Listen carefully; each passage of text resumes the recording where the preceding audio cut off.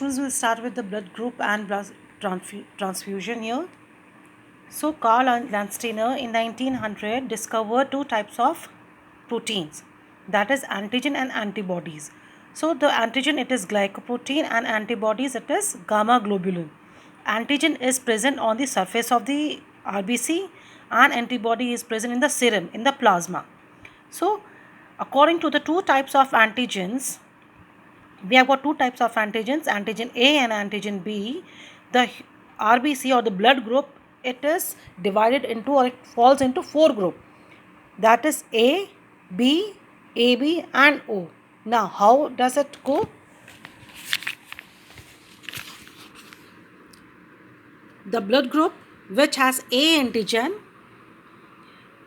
or the RBC which has B antigen, the blood group will be B. The blood group which has A and B both, so we will say that it is AB blood group, because both the antigens are present on the surface of the RBC. And if it has none of this, that is A and B, we call it as O. So we have got ABO blood group system on the basis of two antigens, antigen A and B. Now what is the function of antigen and antibody, and how do they interact? Now antigen, they are present on the surface of the RBC. Now antigen, if it in the same body, it is okay. But if the antigen is a foreign material, it is a foreign body or some pathogen, if it enters some other body, if the RBC or the blood group enters some other, suppose the blood group with antigen A enters into the body of a person B which has the B antigen, so it is a foreign body to the person which has a B antigen. So here what happens? So the body which has the antigen outside of the RBC, if it sees any other foreign body, it makes the antibodies to fight against the pathogen or the new foreign body which has entered the body. So if a person has A antigen or A blood group, will have the antibody B, that is, it will fight with anything which comes to its body with B. So a human which has A antigen on the RBC will have A blood group if in that body, if in that human some foreign material with this B antigen, if it enters this body with A antigen, will make antibody B.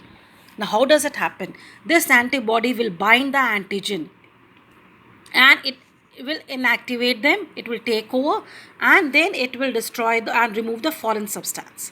So basically any person which has antigen A, it will produce the antibody for B. So the one which has antigen for B will produce the antibody for A, because उसके पास B तो already है, and antigen तो उसके पास already है, तो उसके लिए foreign body क्या हुई, जो ए वाला होगा तो वो प्रोड्यूस करेगा एंटी ए बॉडी, और जिसके पास ऑलरेडी, जिसका ब्लड ग्रुप ए है तो उसके पास बी नहीं है, दैट मीन्स कुछ भी बी उसके अंदर आएगा तो वो उसके लिए फॉरेन बॉडी होगा, फॉरेन सब्सटेंस होगा. So it will produce anti B antibodies, B के लिए एंटीबॉडीज बनाएगा वो. So something similarly here anti we have got two types of antibodies.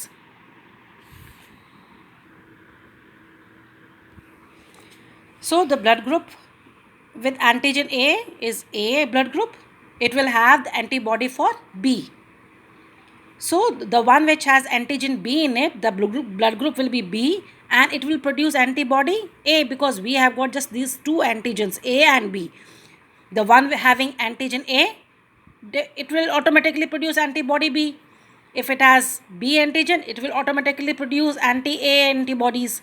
But if it has A antigen as well as B antigen, what will it do? Since it has both, it will not produce any antibody, क्योंकि उसके पास A भी है और B भी है, तो किसके against लड़ाई करेगा? किसी के लिए भी नहीं. So it will not be producing any antibody, it will not be fighting any other foreign substance or the RBC. The one which has no antigen, it has neither A nor B, that blood group is O, so it will fight both because it does not have any antigen in it, so it will fight both blood groups A and B. Before we continue with the transfusion, let's understand which blood group can donate to which other blood group. So when we say A blood group, it can donate to A and AB, because AB here it has A also, so it can give to A and AB both, and can receive from A or O, not from AB, because AB blood group has B also in it, and it will react with AB A blood group. So it can receive only from A blood group or O. Now B blood group can donate to B or AB, because they both have B in it, but can receive only from B or O, not from AB, because it has A there. So the blood group which has A and B can donate to AB only, not, and can receive from all the groups. And the blood group O, it can donate to all the groups and can receive from only O. Now why? What is the reason? Because of the antibodies present on it. Now continuing with clumping reaction, what happens?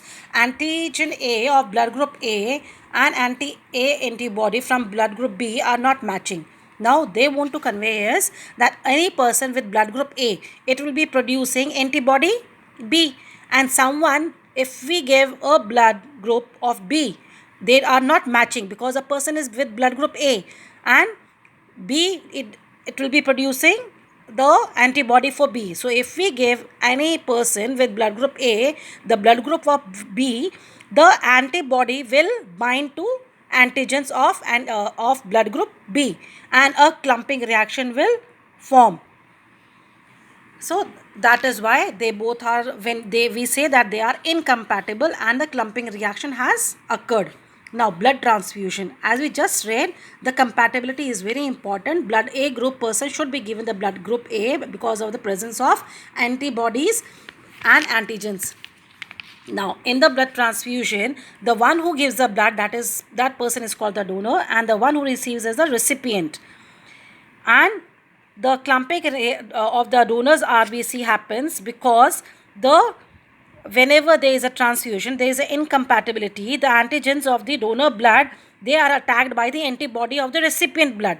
As we suppose example, a person who is receiving the blood, the patient is with blood group A, is receiving the blood group B. That is, donor is blood group B and recipient is blood group A. They are not matching. So the antigen of blood group B will be attacked by the antibody of blood group A of the recipient, and the clumping reaction, the incompatibility will show, and the clumping reaction of the donor's blood RBC will occur. So for the transfusion of the blood, it is very important that we check the blood groups, and the donor and the recipient should have the same antigen and the antibody, or should be of the same blood group. Now we just read the who can be universal acceptor and recipient earlier. Now we'll talk about the conditions related to the functioning of the heart. Now we have got 4-5 conditions here. Palpitations. Now we have come across the word palpitation, that is the hard and rapid irregular heartbeats that develop due to some reasons. It could be skipping beats, fluttering, beating too fast, or pumping harder than usual. Now what could be the reasons? The reason could be stress, anxiety, or the increase in the heartbeat because of some strenuous physical activity, or some abnormal functioning of the auricles. We have read auricle and ventricle, so it could be any of these. So basically the feeling that unusually strong or rapid heartbeat is called palpitations, and we can check it by the palpitation or the heart in the throat or neck, as well as on the chest. Second is cardiac arrest. Now cardiac arrest is the condition in which the heart suddenly and unexpectedly stop beating.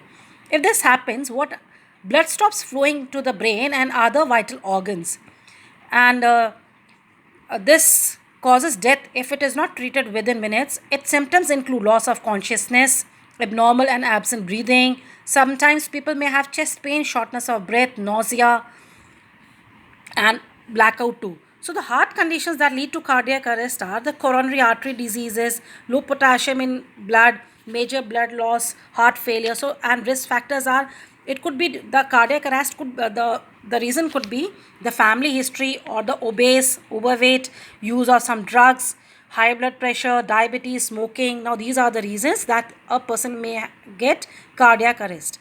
Next one is hypertension, as we call it as HTN or HT.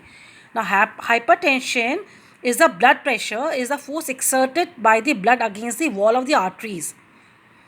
So, whenever the blood pressure is high, we get the hypertension problem. It is higher than the normal. Now, normal high blood pressure is 120/80. But when we have the high blood pressure, it increases to 140/90.